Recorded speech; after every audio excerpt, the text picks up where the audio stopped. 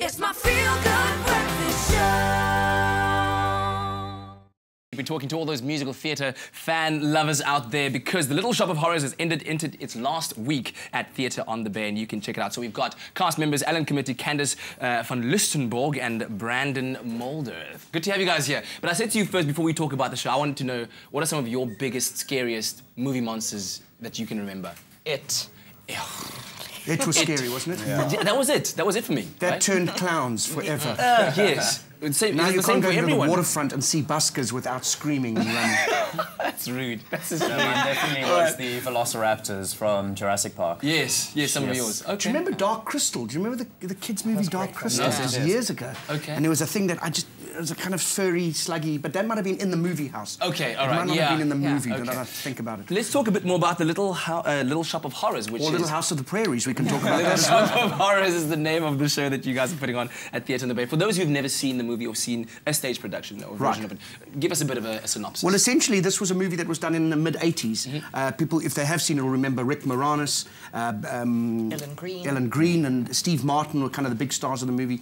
And it was based on a kind of 1960s B-grade movie of the same name, Little Shop of Horrors. And essentially, like The Blob and movies that went before it, it was the idea that there was this plant that, when fed blood, would grow and grow and take over the world. Yes. And it's the story of this botanist, Little Seymour, who's in love with a beautiful woman called Audrey, and in order to win her affections, he kind of has to pay for it by feeding the plant. Hence the Feed Me Seymour. Feed Me Seymour is the famous song from the show. So wait, what was it like for you playing opposite a puppet? Well, you see, that's the rule, isn't it? You shouldn't play opposite children and dogs and puppets. I think that's the rule. That's the new rule, which I've made up. Because the audience love this puppet, and in fact, you can see in front of us here, this is the tiny hand puppet.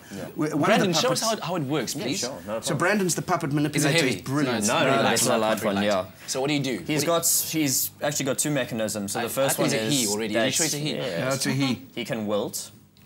Oh, is that when he's sad? Yes. Yeah, he's sad. Then he can go back up. Yeah. Very delicate little plant that you've got to work with. And then, yeah, he gets manipulated. Oh, there we go. That's cool. That's cool. So, and this is only for the first of 4 or 5 puppets that we've got in the show, and they kind of grow. And in fact, this is the only one we could fit into a car to get here. Yeah. The largest one is, I don't know how high, it's probably about 2.5 meters high. I think the audiences will just have to come and see that one. Yeah. And somebody's got to do the voice, though. Who does the voice? Tim Wells from Durban. And what does it sound like? Can you give us He's kind of got a hip, kind of a rhythm and blues. Yeah. If you've seen the film, he actually sounds quite similar to the guy in the Kind of a real deep bass voice. Yeah. None of us can do it. That's why he's doing it. Tell me a bit more about your character. Well, actually, you showed King Kong just now. Yes. My character is actually based on Fay Ray, which is the woman you see lying back in his arms there. The tiny little girl. Yeah, she's sort of a conglomerate of her, Goldie Hawn, Marilyn Monroe all smushed into one, and with all their self-worth removed. And yeah, she's just that sweet, innocent, wonderful woman who just loves completely and utterly and doesn't see the bad in anything. So very hard to play. Very hard. Typically not you. Okay, but talk to me about like some of the technical stuff that happens on stage, because with a set like this and all the different elements that need to come together to make the show work, has anything gone wrong? It's not... That you knew of, not that the audience knew of, that you knew of. Not terribly badly yet. I mean, that's the good news. It is, as you say, it's a kind of a... not just the music that's orchestrated, it's all the movement and all the... And particularly for someone like Brandon, who's operating 3 enormous plants, and in fact has to sync his voice, or rather the voice of the plant, to the text and to the singing. Exactly.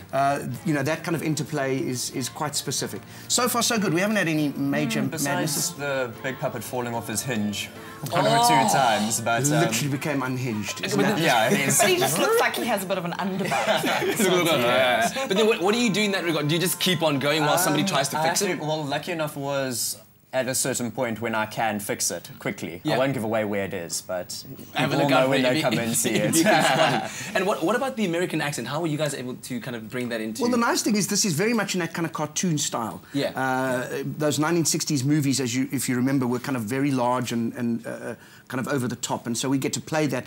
So even our voices have to have that kind of cartoon New York accent. Yeah. And someone like Candice has got lovely little vocal mannerisms. do a little squeak when she can. So we're having fun kind of playing with that, and it's part of the kind of fun of it, the pastiche element, sending up those 60s horror movies. Excellent stuff. But pass me the Sure. what's his name again? Audrey. Very masculine name. Get in there, Audrey. All right, Audrey, tell the people, well, if you want to watch The Little Shop of Horrors, you can go to Tom Computicket and remember that the last show is on June the 6th and then goes to Monte Casino. We go to Monte Casino. That is the good news. We're on for 8 weeks at Monte Casino. That's what I said. That's what I said. All right, Graham, over to you. All right.